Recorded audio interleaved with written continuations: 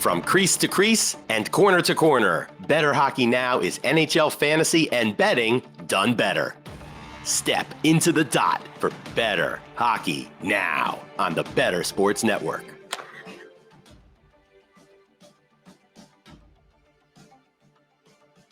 Welcome into edition number 11 of of Bettor Hockey Now on Bettor Sports Network. That was a podcast from many years ago.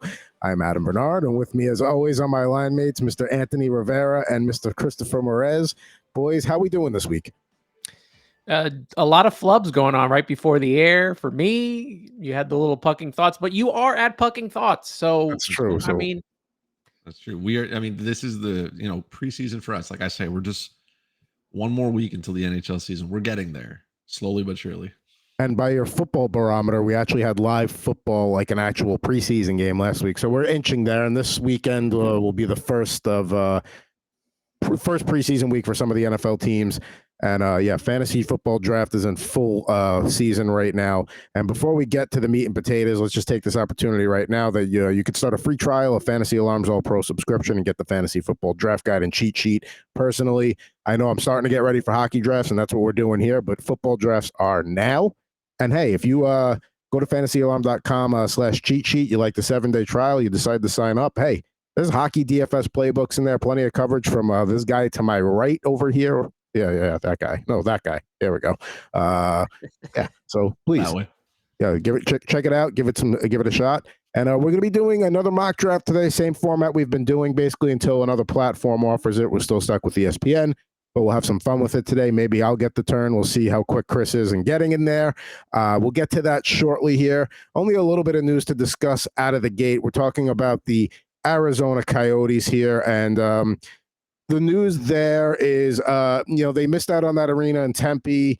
The public resoundingly voted they didn't want to basically pay for it. It was a public referendum. It was a $2.1 billion project. Alex Marullo, the Coyotes' current owner, chairman, and governor, he's intending on buying a piece of land out in Mesa, Arizona. And I'm going to give a little visual aid there so we can take a look at that. So right now, the Coyotes arena, or where they were, was there. Now they're on the current Arizona State University campus at Mullet Arena, one of the best names in the league. Now they're looking to go out here by Mesa. So, again, it's, the Coyotes, it's the same old story with them. Do they have a home? Don't they have a home? Are they going to be in Arizona? Are they going to go to Houston, or whatever the case may be? But this does seem like they finally have ownership that is committed to keeping them in that state and not moving them, and really just exploring every option they can. And what's good about this one is that they don't need a public vote. If the guy's buying the land, he can just develop it how he needs to. All that being said, do you care about where the Coyotes are, or is it just like, okay, they're a team that's on my team schedule a few times a year, and, that's it? I mean, I think I care where they are. You look at, it doesn't matter if the owner can fund it himself and doesn't need the requirements from the city or whatever about that. But, last year, and given where they were at, they had 4,600 fans in the stands. But even if you go past that, all the way back to, and I got this from the hockey database, 96 when they first came around as the Phoenix Coyotes. That was their best year, 15,585 in attendance, correct? And you look, and it went lower and lower every year. Obviously, 2020, 2021. The last 2021, 2022, 11,000. But even at their highest, even at that 15,000, they are less than what the Quebec Ramparts, who play at the Videotron Center, which was supposed to be the new, arena that they were trying to get a Quebec team back. Maybe it was the Nordiques. Maybe they changed it around.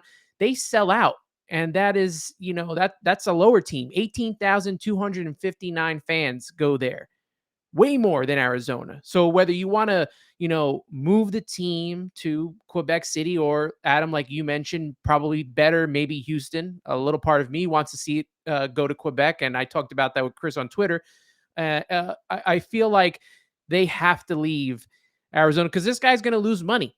The fans are not going to sell out this arena to see this team. I mean, they do have some really good players coming up, and they have the Schmaltzes of the world, the Kellers of the world. But I just don't see them staying, and this could be Atlanta Part 2. This is a mockery of what the NHL, of what an NHL franchise is. Like, if you're trying to build sustainable clubs and wealth and whatnot, you have, like, billionaires are billionaires. Let's understand that. So for some of them, losing money is just like, it doesn't matter. It's a tax write-off. If anything, it can offset whatever they pay somewhere else. They can do all the loopholes and whatnot. But like, this is like, what this could be, like the Coyotes, what, like third or fourth home here. They are getting bounced around uncontrollably. Nobody wants them. And apologies to the 6 fans that watch them religiously, which is fine. They are allowed. And I get all the, it's great that Austin Matthews is from Arizona and all that fun stuff. But if it produces one, elite hockey player every 12 years, like, I'll pass on that. And that's fine. And even if they don't go to Quebec City for all the reasons you mentioned, Anthony, it's fine. It is what it is, because Gary just doesn't want it to happen. I don't wear a tinfoil hat very often, but I'm convinced that he just doesn't want it to be in Canada. He just doesn't want it to be here. He has interest in making sure that team stays out west, somewhere where they can't grow ice naturally. And there are teams, right, again, in California that do very well. There's no ice to be grown anywhere. So this can exist, but nobody wants it. And the fact that this is basically what he sent was a letter. This is a cover letter to a resume saying, hey, I'd like to buy a piece of land, because he figures I can't get the votes from anybody. So I got to do it the old fashioned way, which is empty my pockets. So like you said, this is a losing investment. There's no money to be made here.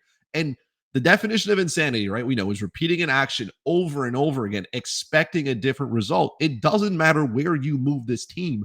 Nobody's going to watch them. So why are we continuing to bang our head against the wall here, trying to save a franchise that, like, this is 27 years of insanity. It's insanity. Nobody wants to watch them. And the longer this goes on, it just looks worse. Somebody can easily come in with some deep pockets and say, hey, I'll take this off your hands and we'll move it somewhere else. At this point, I don't even care. I've never been to Kansas City. Why not go there? Houston? Why not? Sure. You know what? Move them to Alaska for all I care. Get them out of Arizona. It doesn't matter where they go. From a financial perspective, this is a lost money. And just like, how can you be in hockey? And even just from a salary cap standpoint, from a hockey related revenue, like, this team brings nothing.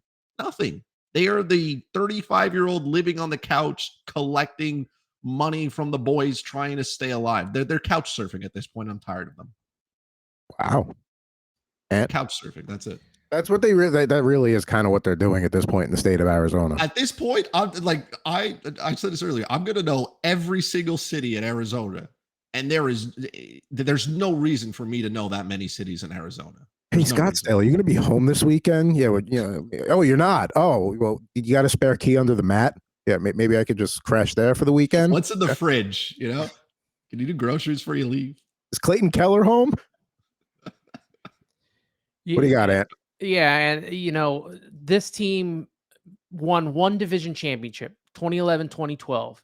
And even their attendance then was not as high as other years. I mean, the following year, obviously, they probably thought that they were going to bank off of that. But, when your team is doing so well, probably for the first time ever, they win a division title, that attendance should have skyrocketed, and it didn't. So, like Chris said, the 6 fans that are watching it, you feel bad for.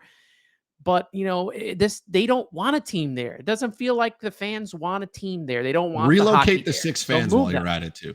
Relocate. Yeah, afford it. Yeah, there you go. See, it's fine. People can work from home nowadays, depending on their relocate job. them wherever. Quebec City is beautiful. I'd love to go one day.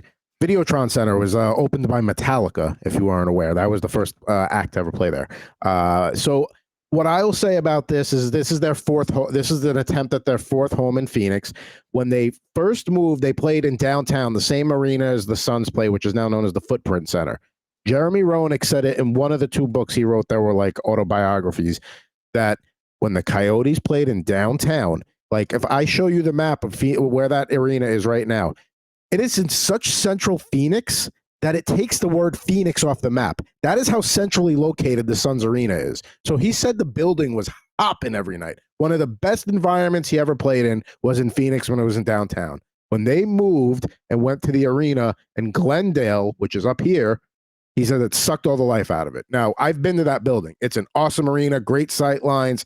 Obviously, ticket prices are cheap because they stink. It was an awesome game day experience all around when I saw the Rangers down there. Well, And it's Adam, kind let of me like ask you this. Let me ask you this. Sorry, I don't mean to interrupt, but let me ask you this. You've been down there. Also a part of the experience of going to these games is the life outside of it. Is there anything to do outside besides going to the game? Because that's a big part of, fans going to Nashville, right? They go to see the Predators, but there's also a life outside of Nashville, nightlife and everything to do out there. So is there anything, since you've been to Arizona, anything to do? So if you're in Phoenix, Phoenix is a great place to hang out. It's a great city. But where they put that arena, the one they played in before, Mullet Arena, that is in a part of town. So the Arizona Cardinal Stadium, I think it's State Farm Stadium, I think it is now. That it's one of those complexes where the arena and the stadium are like right next to each other. And then part of that is like to the right or we'll say adjacent to it is like a movie theater, shopping, outdoor shopping, indoor shopping, like kind of like, so there's stuff to do over there, but like, people just weren't going. And then and that's how they ended up in the situation where they're in Mullet Arena playing, 5,000 a night. And now they're trying to find another home. And from a selfish standpoint, I want them to stay in Arizona just because if you're a West Coast hockey fan, I don't want another team in the Eastern or Central time zone. There's enough games every night that are dropping the puck at 7:00 Eastern, 4:00 Pacific.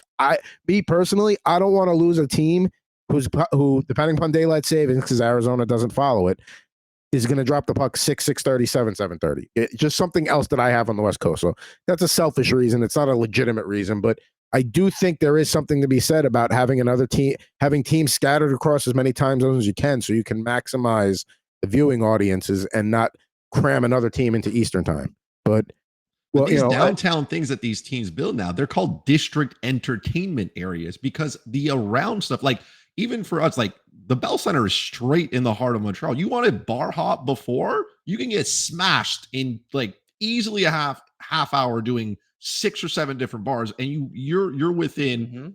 I mean, 2.2 kilometers, 1 mile, right? You're within range. You're not missing anything. I feel like like what they did the first time is basically what they've done in Ottawa. Like the Canadian Tire Center is nowhere near downtown Ottawa. Canada is in the middle of nowhere. There's lots of parking for everybody. You never have to worry about finding parking when you go to Canada. If you want to do something, though, you're not going to have any fun. And what are they trying to do? Bring that arena downtown because you need stuff. There's people that are there. Some places don't do as great, right? When you move things around, but you have to know your demographic. You have to know how am I going to, where are all these people? And if they're already downtown and they're already having a good time and there's stuff to do, right? The happy hours, or at least in French, we call it a 5 à 7. So you get an extra hour out of it. There you go. You get 2 instead of 1. But if there's things to do there, there's life, there's something that happens. Why are we moving this to the middle of nowhere? What's going on? Like, what am I going to do in Glendale? Why am I going there? What's happening? What can I do? It also helps the economy. Like it'll help the economy. I went to Camden Yards, had a great time. I didn't have to go anywhere because everything is right outside. I can just have a great time. That's some of the appeal as well to MSG. You don't think there's enough to do before you go in there? Of course. These are things that like now they build entertainment districts. Now it's like, hey, there's an arena and there's stuff for you to do as around because they know that an arena by itself doesn't attract anybody. Nobody is going out of their way. If you're not if you're a casual fan, if you're a diehard like some of us, sure, whatever. We'll do our things before and then we'll go. But even then, you want to be able to do something before. Every time I go to Bell Center, I'm doing something before. I'm beating the traffic and then I'm hanging out before. So I can pay maybe $6 a pint instead of paying $13.75 for a can of whatever Jeff is selling. I will say this, though, the Mesa area, the Coyotes fan base tends to be based more in the eastern part of Phoenix than where Glendale is, so maybe that helps a little bit.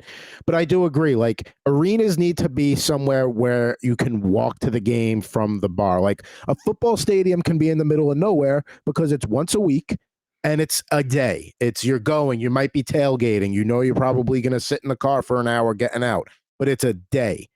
Going to a basketball game, going to a hockey game, that's an evening. That's a couple of hours. That's not a whole day.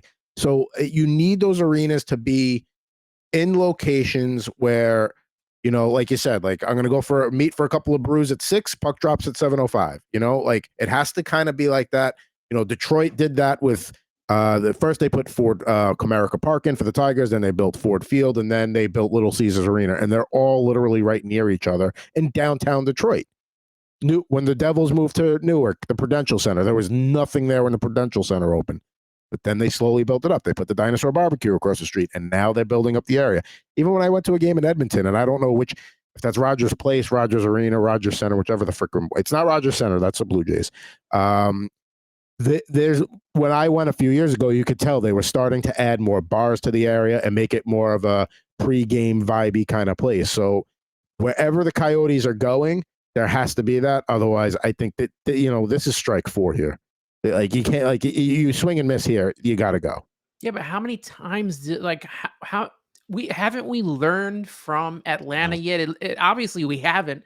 Atlanta failed, and even there was a thought I've heard on other podcasts about them taking Arizona and putting it back in Atlanta. Like, don't we learn? What I said off the air was, at least with the Atlanta experiment, because you had the Flames there, and then they moved to Calgary in the early 80s, then the Thrashers came back and they moved to Winnipeg. At least Gary Bettman figured it out. Like, all right, this is not working in Atlanta, and luckily he had a city like Winnipeg that was ready to jump on a team, and everybody. It was just a win-win all around. And it's been successful since. And it's been successful. And Winnipeg is proven that, hey, you don't need to be a huge market to have a successful hockey team, both on the ice and financially, with your luxury boxes and all that stuff. Well, he also has 2 cities. You said Houston. Chris and I have said Quebec City, that are dying to get hockey over there. And he doesn't want to put, for some reason, he just doesn't want to put it back in Quebec, whether it's the dollar price, whatever. They have been like fiending for hockey there for so long. Even when I went to go see the Canadians, like 2015, 2016, you know, Quebec City, they're still selling jerseys. They still have all the, you know, the merchandise for a team that's not there no more. They want it back. Which, by the way, are copyright by the NHL. So they make money off that stuff as well. There's no team that exists on the ice, but they collect from the merchandise that they sell because it's registered trademark. To me, it almost seems like the Phoenix area is you know, there are some cities that are not major. They're not NHL cities. They're AHL cities. And I think, you know, and I know the Tucson Roadrunners are right down the road. No pun intended there. But maybe that's what it is. Maybe you're not an NHL city. Maybe you're the AHL affiliate of the Anaheim Ducks. I mean, I know they're in San Diego, but just follow where I'm going here. You know, for somebody, but it just, I don't think it works out. And this really has to be the last attempt. I don't know why. I mean, maybe he keeps trying to force the square peg in the round hole, because if he can get that to work, he can take that. That's probably the biggest criticism of his legacy, which at this point, that's what he cares about. Like, he can't have that many years left as commissioner. He's the longest tenured. Believe he's the oldest. Like, he's got a few more years, and I think he's done. So, like, he wants to get Arizona hockey to work, so that's not the stain on his legacy besides the lockouts. And, you know, Atlanta still gets brought up, but at least, you know, not to say people forgot about it, but it had a happy ending, at least for the Winnipeg people and the rest of the league. So we'll see what the Coyotes do in the coming weeks, and we'll be sure to cover it here on Bettor Hockey Now. All right, so from Arizona Coyotes home talk, we go on to do another mock draft here as we've been moving along. This is number 4 in our midsummer mock draft series, although I don't know if I could say midsummer anymore. The August is creeping by here. But up on the screen, you see the Hockey News is top 10 left wings and top 10 right wings. That article was published in May, has not been updated since, as you see there with Jake Gensel and the little notation there. While we're looking at the screen, boys, give me a left wing of these top 10 that you're excited about or that maybe you're avoiding, and one for the right side as well. Chris, let's start with you. A left winger that you're either from this top 10 that you're excited about or you're avoiding. I am just beyond excited for Kevin Fiala, because I think that just the addition of Pierre-Luc Dubois gives them a true offensive 1C or 2C, however you want. Not that Philip Deneau didn't do his job, but it gives you a guy with offense. And those players, right? Dubois brought in to contribute offensively. That is his goal, right? Deneau is there. We know what he can bring, but we know what Fiala was able to do in all the other homes that he's been in, right? He has had great success. I don't think he's really played with elite centermen. So this is an opportunity for him. He shoots the puck, which is great. Los Angeles is a team that loves to shoot collectively, right? They're top 5 in shots per game. So he has the potential, right, to break 40. I could see him going as high as 45 goals. It would not shock me. Yeah, no, you got left side, right side, Void or Target. We all know you love Timo Meyer. I mean, we've talked. We're big Timo Meyer fans all around on this show. Well, the thing is, Hockey News and the NHL has him as a right winger, but I also see him as a left wing too. And on Daily Faceoff, they have him on the top line as a left winger.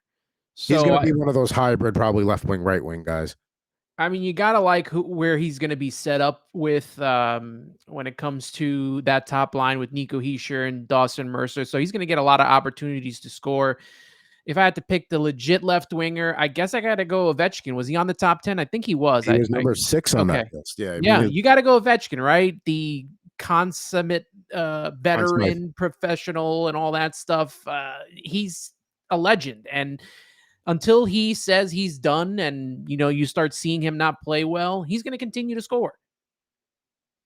But listen, Ovechkin is very much until he starts to show signs of decline. And I mean like real signs of decline, not like, oh, he had 42 last season and he had 38 this season. I mean like a significant drop. You have to just keep riding him. Now, when I look at these names on the screen, Brady Tkachuk is a left winger. I think as he definitely took a big step last year.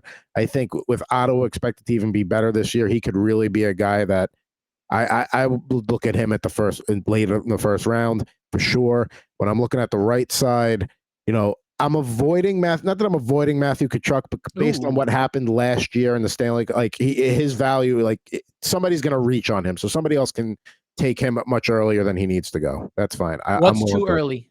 Yeah.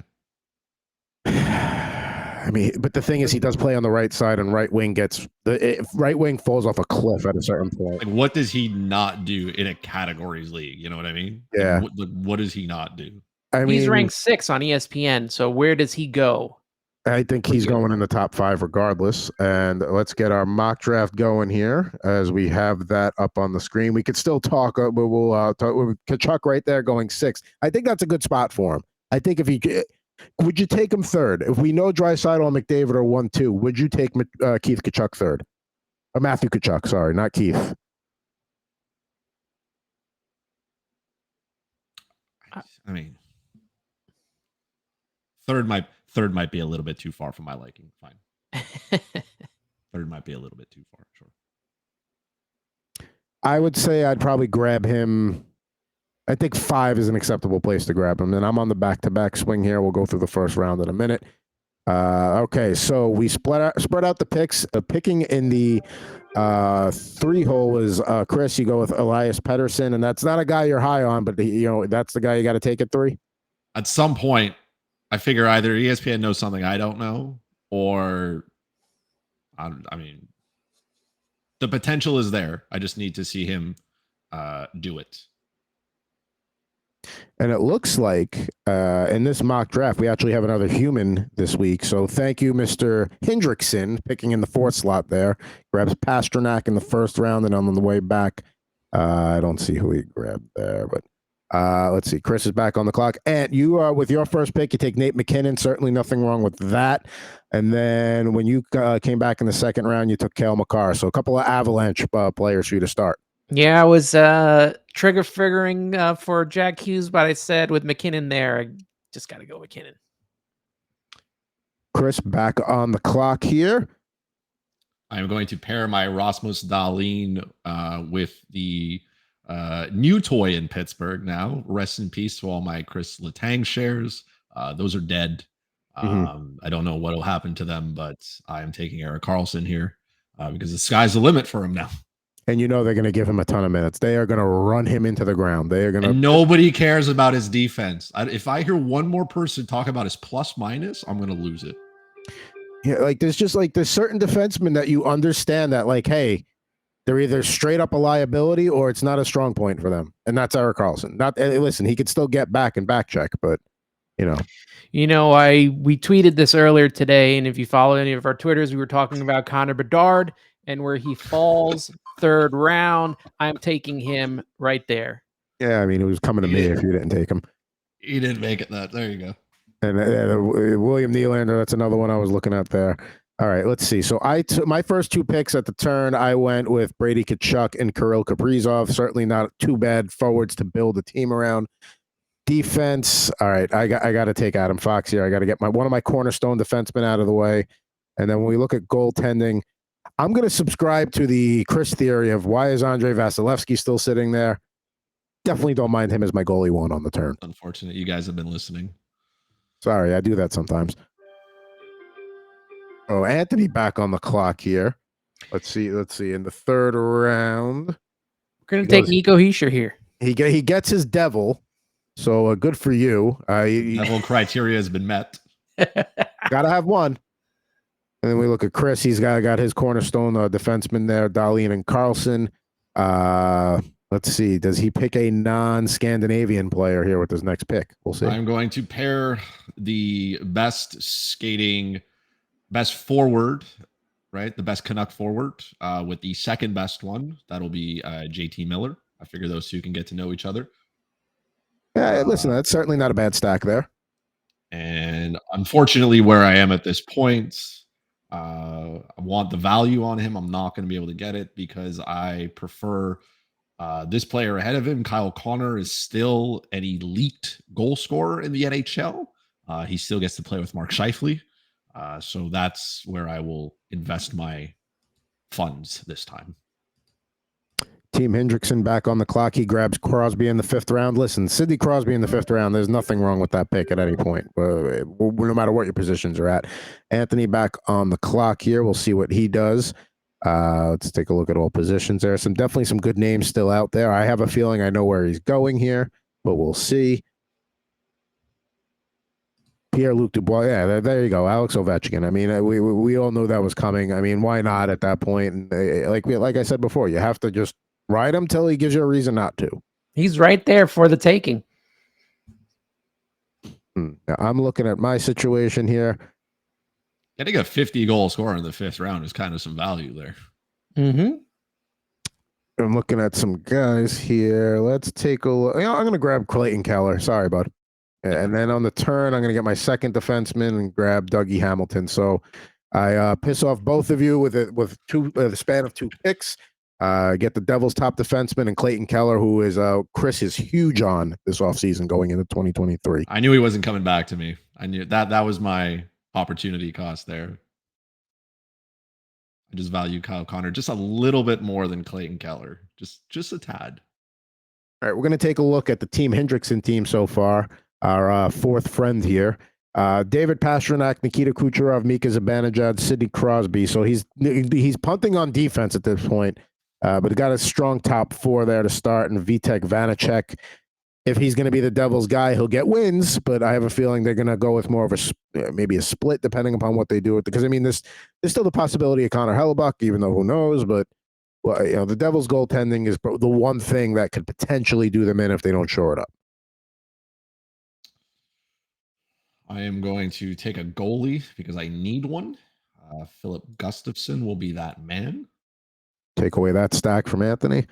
There it is. Something's got to balance out there, and I will most likely. No, I'm not going to do that. That's unfortunate. I mean, we talked about him, and I just professed my love for him. And I'm hoping he can prove to me and the rest of the world that he is who he is. So Kevin Fiala, welcome to the team. Yeah, once I popped up the forwards and saw that he was still available, I'm like, he's going. Needed a goalie just to say I got one, but I mean, I know I'm probably the biggest on the Kings on this show, but I mean, man, they can really the way I was professing my love for getting in on the Penguins Stanley Cup odds, at the beginning of free agency, and now especially now with the Eric Carlson trade, who knows? But I think the Kings are also somebody who could get some smart money, get some good money on here before the season starts, and that might do well for you. All right, so Anthony gets part of the Hurricanes crease there with Kochetkov. I can't say his last name, but good job. Let's see. I'm back on the clock here. Hoping that he gets some more playing time because, Ronta's still there. Obviously, Freddie Anderson's still there. So we'll see if this guy gets some actual playing time this season. All right. It's kind of like semi-forcing me now to take Freddie Anderson earlier than I want. So that's unfortunate. So I'm going to grab Panarin there, get a nice forward going, and then let's get my team back on the screen. I just added him to my queue list, so I'm going to remove the other player since you guys clearly have access to my computer somewhere. And I'm going to grab, it's a little bit of a reach, but I want to get that second goalie short up, Tristan Jarry. Again, in a league where wins are valued more, Jarry's a great guy to have. If wins are 4 or 5 points, I mean, in a category league, he's still good, but not as good. But in a league that values wins and heavily, he's going to be a good one to have. And Owen Tippett going there a couple of picks ago. He's probably going to be the straw that stirs the Flyers offense more than anything this year if things go right for them. He's going to be their goal scorer. He's going to be the guy that does a lot of finishing for them. And Ant grabs Nick Suzuki as the clock expires. What's your expectations for Suzuki here coming up, Chris, this season? It'd be nice if he could hit 70 points if he plays a full season with Caulfield and whoever else wants to flank him on that top line. But I need him to play less minutes, right? Him playing 22, 23 minutes, the defensive responsibilities, the penalty kill, I feel like that just limits his upside, unfortunately. I'm going to take another defenseman because I don't care about Evan Bouchard's defensive skills. I care about what he brings offensively to the team. And I will pair another defenseman here. I don't know what I'm going to get from him, but I mean, Chicago's going to be bad. So if he can just breathe, that'd be kind of cool. Seth Jones seems to be the guy. And like you say, plus minus is not a stat you care about. So when he's negative 30, it won't matter. So. I don't. It just means he's on the ice a lot. I need him to play 30 minutes, and I need Nick Suzuki to play 18. Yeah. All right, so let's see. Anthony grabs Andrei Kuzmenko there. Tyler Toffoli goes right after him. There goes Johnny Gaudreau. Jeremy Swayman finally goes. Yuri Slavkovsky. And now I'm back on the clock. What do I want to do here? Let's take a look. I'm going to grab Dawson Mercer here. I think he's going to just get points just from playing in the company he's playing with. So let me take that guy right there. And I got to look at the blue line again here. I don't want to go Luke Hughes here. I'm going to go Dobson. I'm going to go with a little more experience there. I mean, it's not a ton of offense on the Islanders' blue line, but whatever is generated from the blue line, he's going to have a part in it. So I'll take him there and get my third defenseman. Back on the clock is Mr. Rivera. And let's pull his team up here. I think he's going to go goalie here, but we'll see. Clock's ticking, my friend. Pavel Buchnevich from the Blues.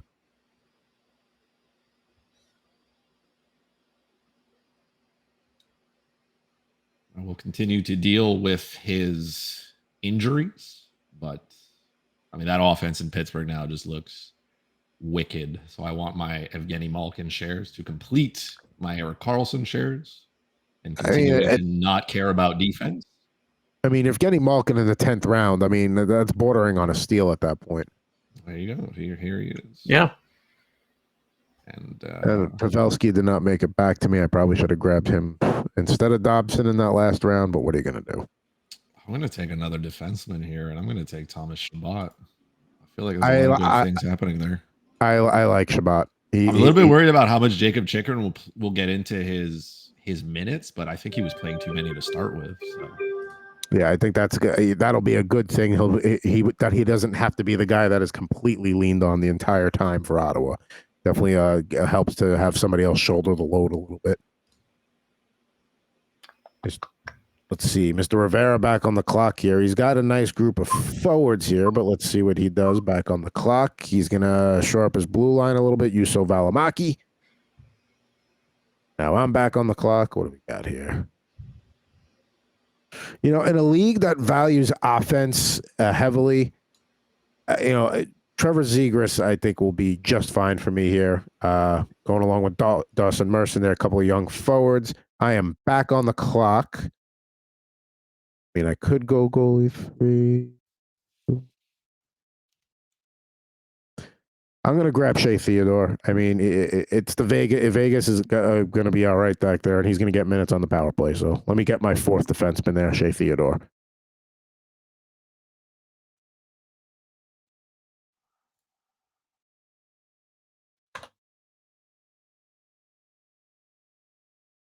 Coming up here on the finishing up the 12th round here. Let's see. Anthony gets Freddie Anderson there, so he makes sure he's got his Hurricanes crease stack. There goes Brent Burns to Team Hendrickson. Nice pick there in the 12th round. I will stick with the Anaheim Ducks thought process there, but I'm going to take newly paid Troy Terry, as he deserves. Yes. He's one of the reasons that people are going to Ducks games. So make sure you pay. And another reason people are going, the 6 Arizona Coyote fans are going to go watch, is because of Logan Cooley. So I will add another one. There you go. You're buying all the only reasons to watch a team. You're drafting all those guys. Good for you. Maybe come up with a team name related. It'll give me a reason to watch them as well. It'll give me a reason to stay up late on the East Coast and watch when Arizona and Anaheim play each other. That does. I mean, I still always try to just take the best player available. But if it's between 2 guys and it's a guy I know I can watch because he's on the West Coast versus a guy whose game I'm going to miss a lot, I'll probably take the guy on the West Coast.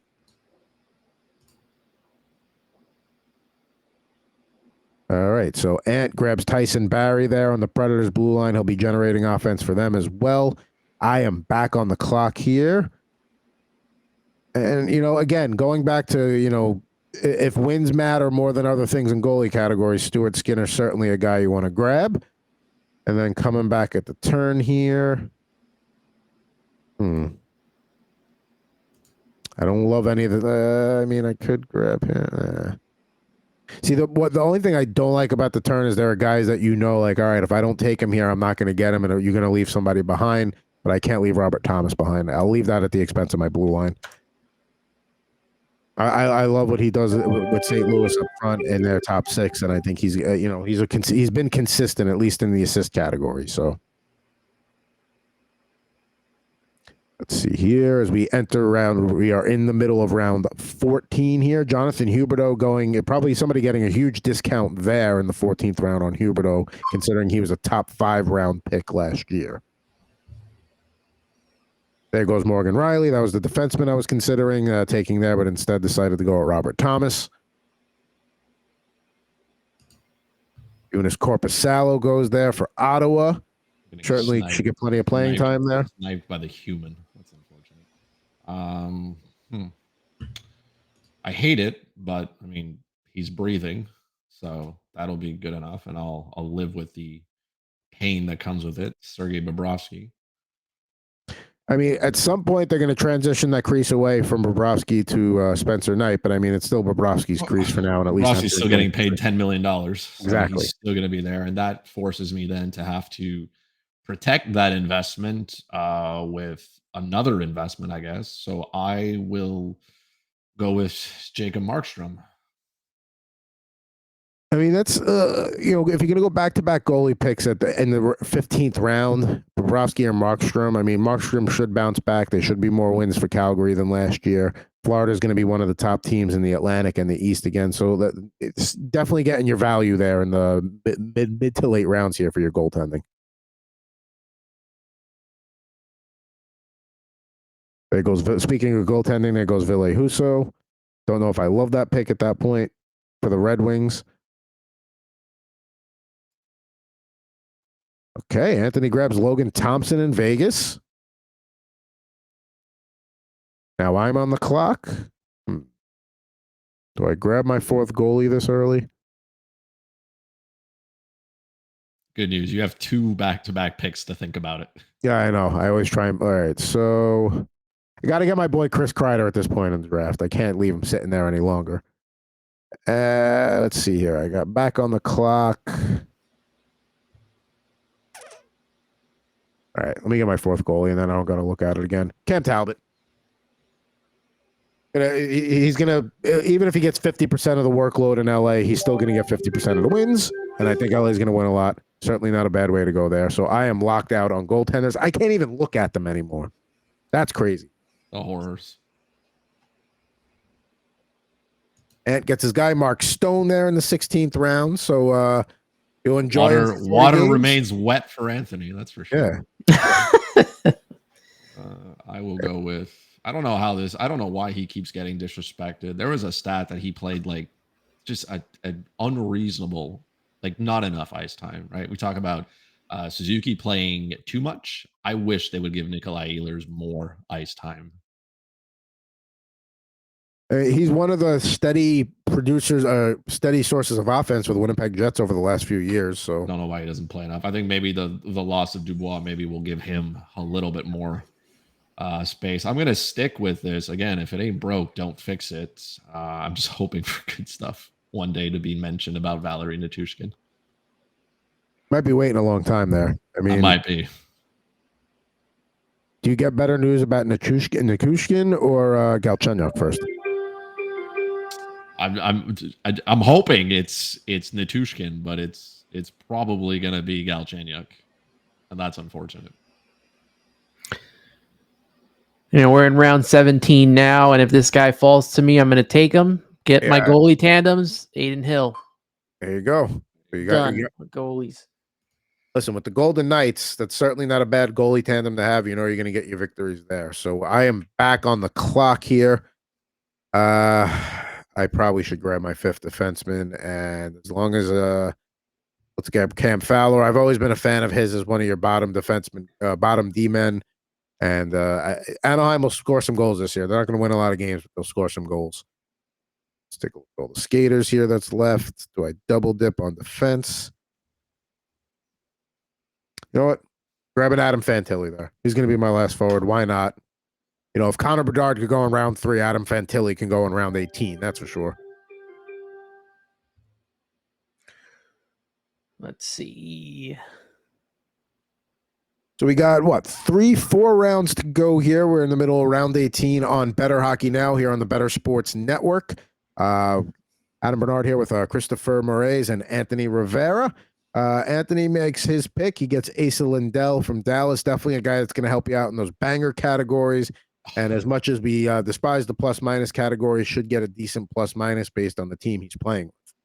Chris has been crushed by someone. I'm really happy we got a 4th to join us, but this person's also got access to my computer. I gotta get a new VPN. All right, well, since he has ruined my Nazem Kadri shares, I will take this Max Pacioretty because again, somebody has to shoot the puck outside of Ovechkin. So Max Pacioretty was on my avoid list. I did see that because he is, with those knee injuries, especially back-to-back years. I'm worried that he's not going to be. He can have mine.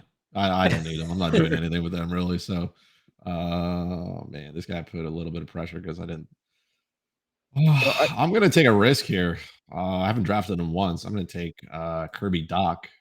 Okay. He'll get some playing time on that terrible Montreal offense at some point. See, if you want to take your guys, Matt Duchene in the 19th round, solid pick there. If you want to take your guys, these like for your teams, somebody that you're going to watch anyway, these are the rounds to kind of take your shots. I mean, don't get married to them. They should be some of your first cuts if they're not panning out. But nothing wrong with taking those shots here. Definitely speaking of that, one of my guys, Nick Schmaltz, I'm going to have to take in Arizona. I know they don't have much. We talked about them. They don't have much to look forward to, but Nick Schmaltz is a solid player and, definitely a guy that helped me out last season. So bringing him back for another round. Never thought I'd be bummed about missing out on a Coyotes stack with Keller and Schmaltz, but here I am. Let's take a look at forwards. Starting to really get, Ryan Hartman down this far. I'll take, Evander Kane. Even though he tends to miss time when he plays, he produces. He tends to play with, so I'll take him there. And yeah, I'll grab a little Ryan Hartman. He plays in the top 6 in Minnesota. Why not? Didn't even matter for you. Yeah, but I wanted Schmaltz. I wanted him. About 2 rounds to go here with Anthony back on the clock.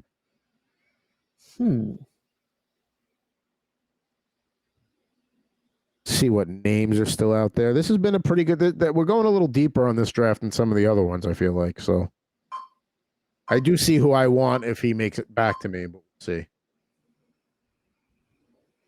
Daniel Sprong. I don't know about that one. Anthony grabs Barrett Hayton. Trying to get the, jump on the Coyotes youth movement there. Nothing wrong with that. He'll probably get some playing time for sure. He will be on. I actually have taken the stack because he will be at the top line with Keller and Schmaltz. So we might have to work out a trade or something here. Well, we'll see. We'll see. I'm gonna stick with the Arizona conversation here. He's gonna try to find his way out of Arizona. Jason Zucker. Jason Zucker should sign a lease. Whatever the NHL trade deadline is, make sure your lease ends like the day after that, so you have time to get your stuff together and move out. Maybe like 2 weeks after. And I feel like none of us have taken him yet, but I feel like at some point, I mean, if I'm this far into it, round 21 of 22, I'm going to give Leo Carlson a shot here. We keep taking everybody else ahead of him, but let's not forget he was the 2nd overall pick. I feel like Anaheim will bring him along slowly, but if you're in a league where you have like those ancillary categories, like the deeper stuff, I feel like he might be able to help with that for sure. But they also have nothing. Maybe he gets a 10 game off, 10 games to show his skill before they decide what they want to do with him. I think they keep him, but we'll see how he does in the preseason. With the final 2 picks in the draft, Shane Wright keeps falling to me. I'm going to keep taking him. Hey, listen, that was my guy if he was coming back to me, but here we are. I got my last 2 picks of the draft. Got to go with defenseman for one of them, so I'll save that for my second pick. Of the remaining forwards here, I mean, I could take a long shot on a Laffy, but I think Lucas Raymond, as frustrating as he was to own last year, I'll deal with that, but he'll be an early cut candidate if things don't go right. And then looking here at the remaining defensive group, hey, here's my guy, J.J. Moser. All right, so I got another Coyote there. As my bench defenseman that I'm going to play here and there, certainly don't mind him, and he looked good last year, so hopefully he improves as we wrap up round 22 here. We're going through. Anthony's on the clock. He makes his final pick, Matthias Ekholm. There goes Phoenix Copley. If I wanted to do a king stack, even though I couldn't because I was already at 4, but I think the Kings are going to go a little more heavy on Cam Talbot than Copley this year. Maybe like a 2/3, 1/3 kind of share. Chris making his last pick right now. Oliver Bjorkstrand. That's certainly a nice one for Team Hendrickson. He had a much better mock draft than the mystery guy from last week. That's for sure. It's unfortunate. I'm going to take a page out of Anthony's book here, which is protecting my goalie investment with his backup. So absolutely, I can't believe he fell that far. Honestly, there you can see my team. 3 Rangers on it. Very nice. They don't have a picture for Adam Fantilli yet. Come on, he's like top 3 pick. Bedard doesn't have one either. That's neither does Carlson or Cooley. They're ghosts. They're behind. All right, so why don't we take a look here? Let's go through the teams quick before we wrap things up here on another edition of Bettor Hockey Now. Let's go with Mr. Rivera's team first. Grabs McKinnon in the first round, then grabs McCarr. So he opens up with a couple of Avalanche there. Round 3, Connor Bedard falls into your lap. You take him. Was there even a thought there, or you knew that was the guy?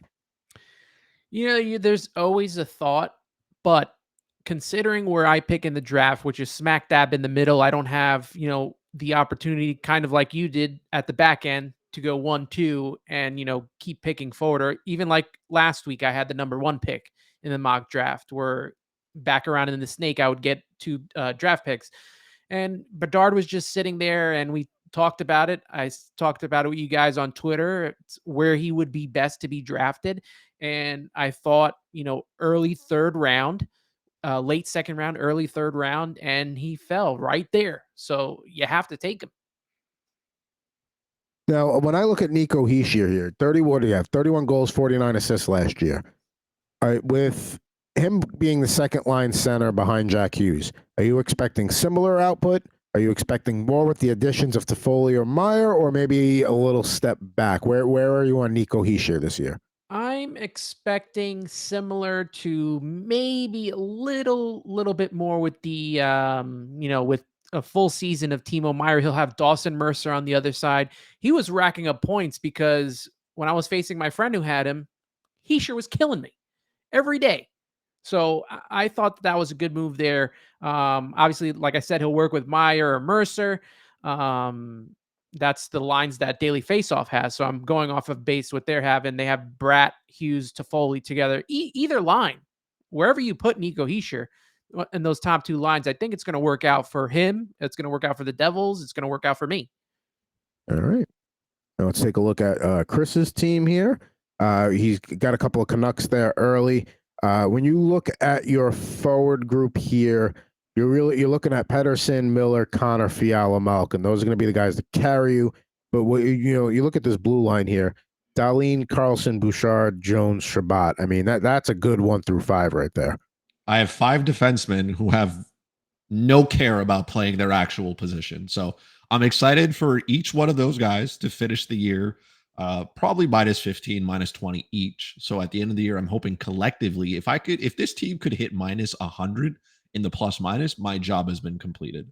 But these are like the forward group I think is okay. But this to me, those 5 defensemen act, I would say, as 3 elite forwards. And when you can get that kind of production from your blue line, right? You're talking about players who have the upside. If your defenseman is hitting 65 plus points, that is elite because the number of defensemen who can do that is not there. Is it a 100-point production like you would of a forward? No. But even if Carlson, let's say, takes a step back, let's say he only gets 80 points. Oh no, right? If I'm getting 80 points from my defenseman and I can get it from a couple of them, because I think Dahlin has that upside to get towards the 80. I think Carlson has shown that he can do it. I don't think Evan Bouchard is going to get there, but if I can get 65 plus points from Evan Bouchard because of that Edmonton power play, my job is done. Steph Jones, if I get 55 points out of him, he's going to play a lot. Cool. And then Thomas Chabot, same thing. As long as he can retain his top power play minutes, which I think he can, another banger upside from him. So I think I targeted defenseman, and I think I got the 5 best that I could based on where I was drafting. My goaltending isn't amazing. I'll deal with that at a later date. And then I just need my bench to just exist. I need them to be there. I need them to support when Evgeny Malkin gets hurt, depending on whatever happens to Natushkin. If, let's say, guys like Logan Cooley don't pan out the way that they want, if Troy Terry still plays for the Anaheim Ducks, so sometimes that's an adventure. So if my bench can just kind of complement whatever I have there, I'm okay. I'm happy. You're way more confident in your defense than I am in mine, and for all good reasons. And last week I took the Dahlin Carlson tandem there with my second and third pick. Carlson, now we know, will be playing in Pittsburgh. The trade was made and is done, and I wonder if he goes up even higher now in draft rankings now that he's on Pittsburgh. I don't want people to get caught up in that because I think remember when Phil Kessel went to like Pittsburgh and all of a sudden we thought he was scoring 60 with Crosby and then that never happened, right? I don't think they let Erik Karlsson run as wild as people think because let's face it, San Jose was a bad team. So just go out there, have fun, do what you do. I think they're going to want him to at least be defensively responsible, right? He doesn't have to be a shutdown defenseman. I think they may... he's still going to see a decent amount of ice time. That's what you brought him in for, right? But he is going to be the guy who's going to be on the power play. You know what he can do offensively. And if you're out there trying to limit that completely, then you're going to get in trouble. But there's more than enough players on the ice with him that if he is smart enough to make sure that he can facilitate that puck around, maybe he doesn't score as many goals. But I do think he can rack up easily without breaking a sweat, 60 assists just by facilitating the puck around. One thing to also keep in mind with his workload, and yeah, he's the top pairing defenseman. He's going to get first crack at all the, special teams, power play, all that stuff. But the ultimate goal is the Stanley Cup. Erik Karlsson's not a spring chicken. They have the luxury of having a guy like Chris Letang right behind him. So I can see a situation where Carlson's getting closer to 22, 23, 24 minutes a night versus 26, 27, 28. So they have him fresh for the playoffs because that's the goal here. The cup is the goal. You got to get but there. if you get get 23 quality minutes out of Erik Karlsson, I will great. take that over 28 minutes of just running him out there for no reason. Like I don't want to see him on the penalty kill. I don't want to see him anywhere near him. I don't want to every week. I don't want to see him in the block shot category. I don't want to see him racking up 6, 7, 8, 10 block shots a week.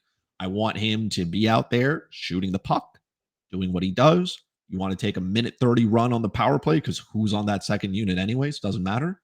That's it. And then let the rest of the others kind of play well. You brought in Ryan Graves to be good defensively. Be good defensively. Marcus Pettersson is there. Be good defensively, right? But I want Erik Karlsson to focus on what he's good at. That is racking up points. Like you said, maybe they don't let him run wild, but let's not hold this horse back too much. He played every game last season. 25 goals, 76 assists for 101 points. It was his best statistical season of his career. Does he go lower with Pittsburgh or can he top that?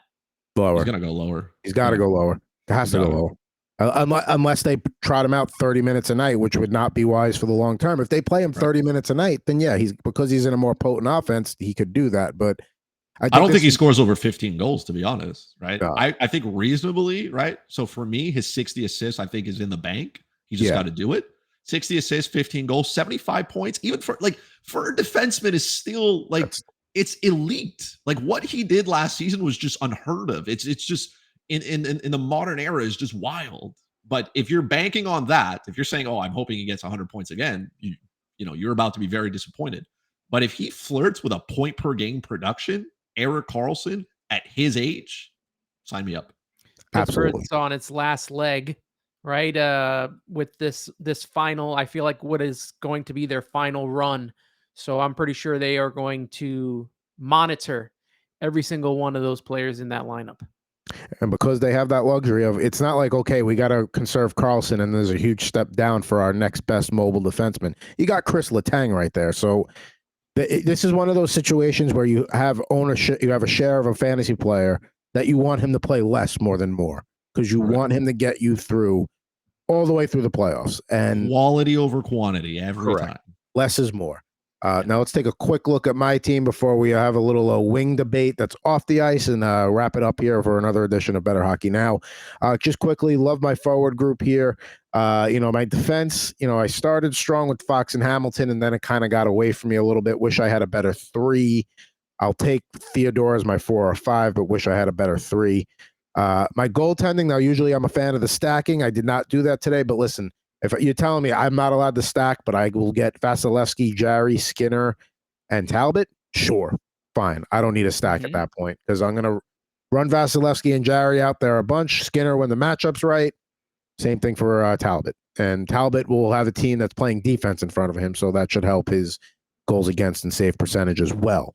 So we'll have another mock draft coming up for you soon here on Bettor Hockey Now. But before we wrap things up, we started to talk about this last week. The whole bone-in versus boneless wing debate.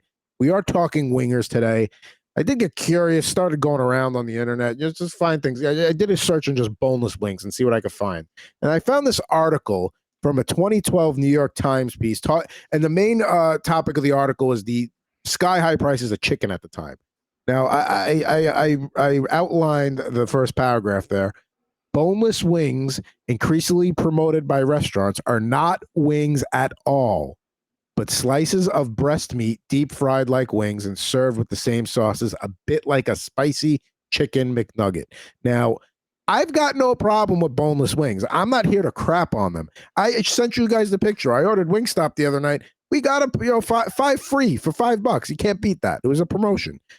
I like boneless wings, but let's just call them what they are. They're chicken nuggets. There's nothing wrong with them. And even the point of that article was that boneless wings were saving the day because breast meat was more apparent, was more available than all the other stuff because you can't really manufacture fake wings. I mean, you can probably, but so the boneless wings coming along was actually a good thing. I got no problem with them. I just want to call them what they're called. That's all. You got to let Chris go on this one. I'll answer after, but I'm this not main even gonna story say came I'm because not of even going to Chris. say anything. I'm just going to demonstrate what it is. I just want you guys to know, okay? Boneless wings are chicken wings. Okay, well, I just it's want you to know. Now, I did not get this T-shirt printed out today. I've had this for a minute because I have been the defender of the boneless chicken wing community now for what feels like forever. Like I have new gray hair because I feel like I got to come back to this every single time, and we got to go through this. And that article has been shown to me. I mean, how many times? I probably, if I went through like the files on Twitter that have been sent to me, I'm sure that it's in there at least a dozen times. But sure, whatever people want to think about it. And again, that's 2012. We are 2023. We've gone through a pandemic. We've gone through lockouts. We've gone through so many things since. Things have changed. Things have changed. That's it. And look, it's fine, right? Buffalo Wild Wings did their thing. Good for them. I'm glad the New York Times came out with it to help, the people who hate on boneless wings and call them chicken nuggets. Again, I've never gone to McDonald's and ordered boneless wings and give them to me. When I ask for chicken nuggets, they give me chicken nuggets because they are two different things. But and that's a hill I will die on. But if you did ask for boneless wings out of McDonald's, they would probably say, "Oh, chicken nuggets," so they would know what you're talking about. I'm just going to reiterate it in case you missed it the first time. Boneless wings or chicken wings. Listen, I'm just saying, call them what they are. That's it. I might wear this T-shirt out tonight. I got somewhere to be. I might just wear it out just to reiterate the point here because there's been a lot of slander recently since our last episode about it because that's the number one engagement tweet for me is when I tweet about. I could tweet about like great stats for hockey. Nobody cares. But if I quote tweet Coop right from the Fantasy Alarm, automatically there's a whole bunch of stuff that gets it. Or if I tweet anything about boneless wings, there's just a whole bunch of people just showing up. And they don't even hit the follow button for me, which is great. They just somehow, I feel like they're just going through Twitter or X or whatever you want to call it now. They're just going into the search bar, going boneless chicken wings, and then trying to find something and just trying to get their point out across. Let me throw out a scenario for you. And I believe you're a single guy right now. Let's say you meet somebody, you really hit it off. I mean, this could be the one. This person is the person you want to spend the rest of your life with, but they see boneless wings the way I do. Is that a deal breaker? Follow-up question. Are they a Leafs fan? Because that's a hard no. I mean, if they're a Leafs fan, are you considering them anyway? I mean, not even. But maybe that comes up later, right? Maybe they're like, "Hey, I enjoy hockey," and they're like, "Cool." I'm like, "What?" And they're like, "Oh, I'm a diehard Leafs fan." I'm like, "Man, diehard?" Like, I will say this, without going too far into left field here, I did once advise a wonderful woman that I would not go out with her because she was a diehard Leafs fan, and so was her family, and it just didn't happen. I know a good buddy of mine. He's married to his wife. She's a Habs fan. He's a Leafs fan. They coexist great. They have a child. He seems perfectly normal. Everybody's happy. It was at their wedding. Great time. But for me, no. Boneless chicken wings, I can live with it. But if she's bringing it up every single time, or if she's reminding it to me, or if I'm like, hey, let's go to Wild Wings, she's like, oh, are you going to have the boneless or something? I'd be like, you know what? I don't need this kind of attitude. You know what I mean? Like, it's Wednesday. Like, we're not doing this on a Wednesday. You know what I mean? Honey, I had a long day. Not today. You know, maybe she's like, hey, the Arizona Coyotes deserve to stay in Arizona. I'd be like, you know what? We've gone too far here. I can't do this. No. Choke on your wing bone, please. There you go. Yeah. Just try to swallow it whole and see what happens. Look, I'm a equal opportunity eater, and I like nuggets. I like boneless wings. I like regular wings. I think for me, you got to look at one, the texture, what they taste like, what kind of meat's inside, and there's definitely a difference between chicken nuggets and boneless wings. It's a huge difference. And nuggets Anthony aren't even that big. Switzerland here. I love this. Yeah, I got to agree here. He's even wearing red. Chris. They're definitely separate from each other, and I would not have it any other way. I like them both, but nuggets are nuggets, wings are wings, boneless wings are boneless. I will say, boneless wings, if you're going with a dry rub versus sauce, boneless wings tend to be better for sauces. Like, I don't like eating saucy wings. I like a dry rub on my wings. But I like dry rub. I could go either way. But sauce or dry. When you took that picture, when you ate those boneless wings, did you say, "Man, this tastes like a good chicken nugget"? It was good chicken. It had a Hawaiian sauce. It was from Wingstop. It was the Maui. the Maui Hawaiian rub or sauce on it. By the way, to anybody watching in Maui, I hope you're doing all right with the wildfires there. I'm a huge lemon pepper. Yes. Yeah. Oh, the lemon pepper. I had pepper lime the last time I went. The last picture that I posted when I went, it obviously got great engagement. The usual showed up telling me they were chicken nuggets off the kids menu. Right, right. Obviously, Howard. It's an adult vendor just showing up. Just that's it. Doesn't communicate with me outside of, hey, your dog is awesome, I love him, and B, those are chicken nuggets off the kids menu. And I'm like, man, what's that? That's my engagement. If you want to know what's going on my side of Twitter universe, that's it. How cute is your dog? And those are chicken nuggets. That's it. There's nothing else. Say this. It's really hard to find a good garlic parm wing because I am not a big fan of the garlic parm as a sauce. But when you go to Wingstop and get that as, it's kind of like a rub. Yeah, it's good as a the dry Parmesan rub. cheese. That is a really good, whether it's a wing or it's the boneless wing. Both of them are good. And now they do the whole thing where they do the fusion with the sauces. So I could get a garlic parm lemon pepper wing.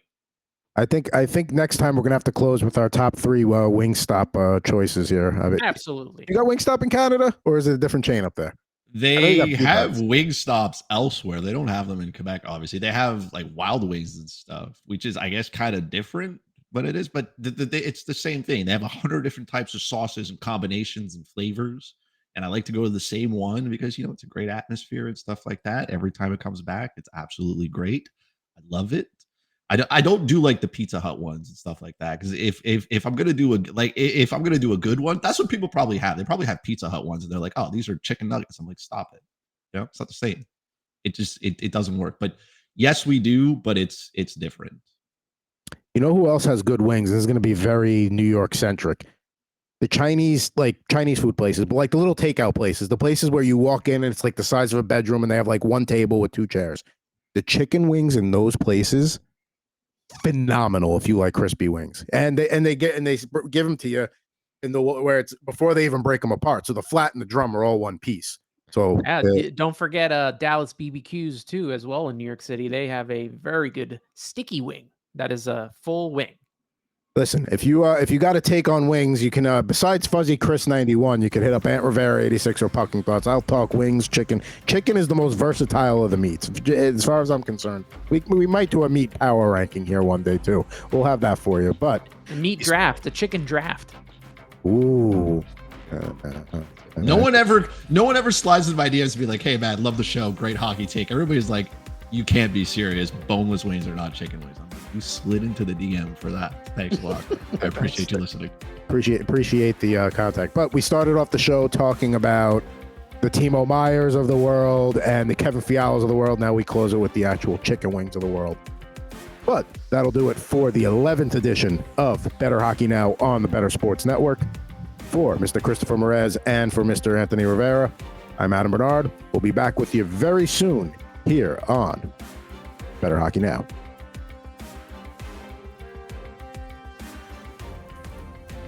Bettor Hockey Now is on the Bettor Sports Network.